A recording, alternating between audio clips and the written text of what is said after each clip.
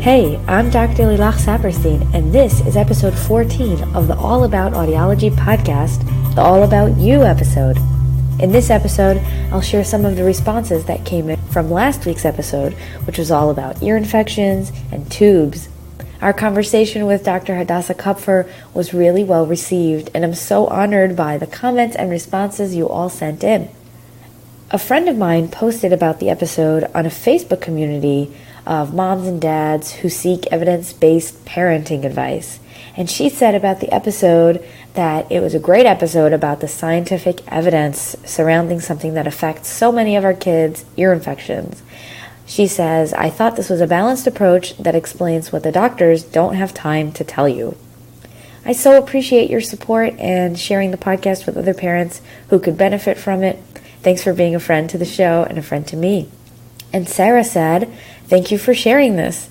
This is a great source of information based on what I've heard from my audiologist and many ENTs that I've taken my daughter to. My daughter had tube surgery a month ago at 16 months old, and the difference in her speech is already amazing. We were dealing with constant ear infections, including a ruptured eardrum, and so far so good. Wow, Sara, thanks for sharing your experience with us. For so many parents, the experience of a child's behavior and their hearing ability and their speech development show significant progress soon after getting the tubes, since they're no longer hearing underwater through all that muck.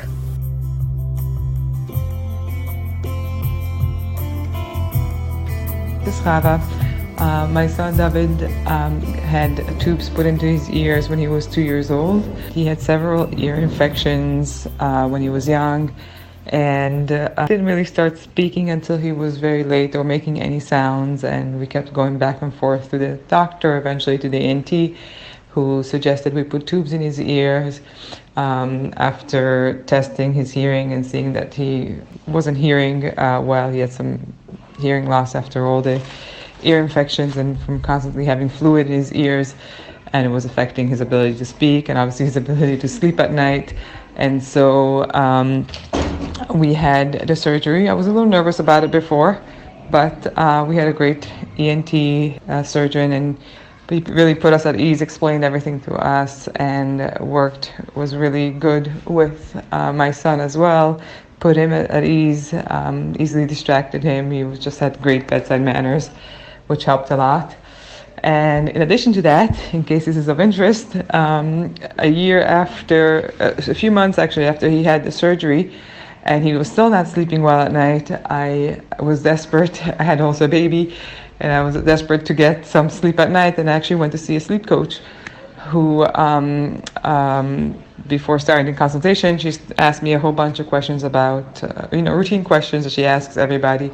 And then she asked me about the ear infection and sleeping habits, and that my son woke up often at night, and she asked if we ever checked whether he had sleep apnea, and it had never occurred to me. But sure enough, we started paying attention to his breathing at night. Actually, my husband sat next to him one whole night and just recorded his breathing. And just with a simple, voice recording on his phone, when you kind of really heard that his breathing stopped at one point. So he had a second surgery to remove his adenoids, and that really helped. And after that, he slept, and I didn't even need the sleep coach. So all ended well, thank God.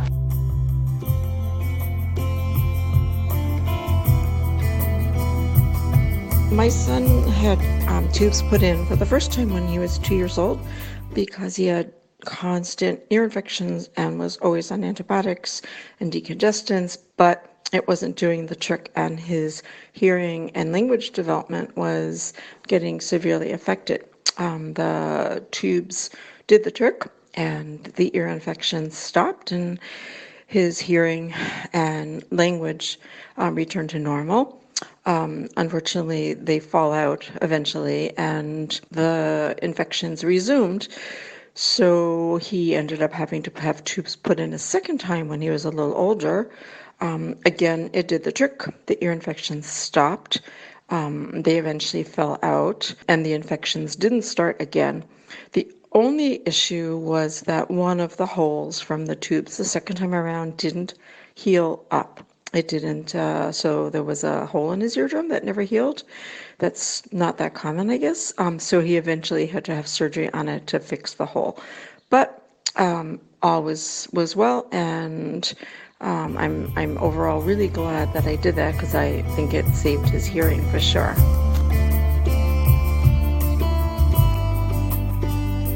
I think the hardest thing about when he's 2 years old and he was sitting there crying almost constantly, and of course this was quite a while ago. This was 15 years ago, so I don't remember as much as probably a more recent parent, but I remember him crying quite a bit, and it was very hard on me and my family.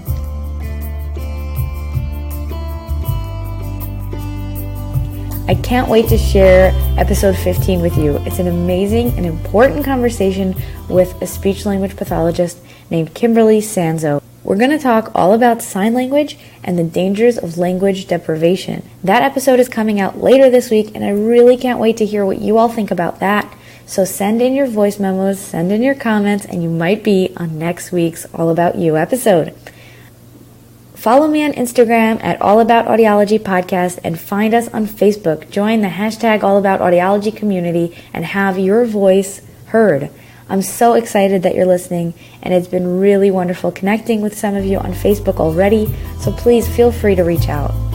I'm Dr. Lilach Saprestein, and this is the All About Audiology Podcast.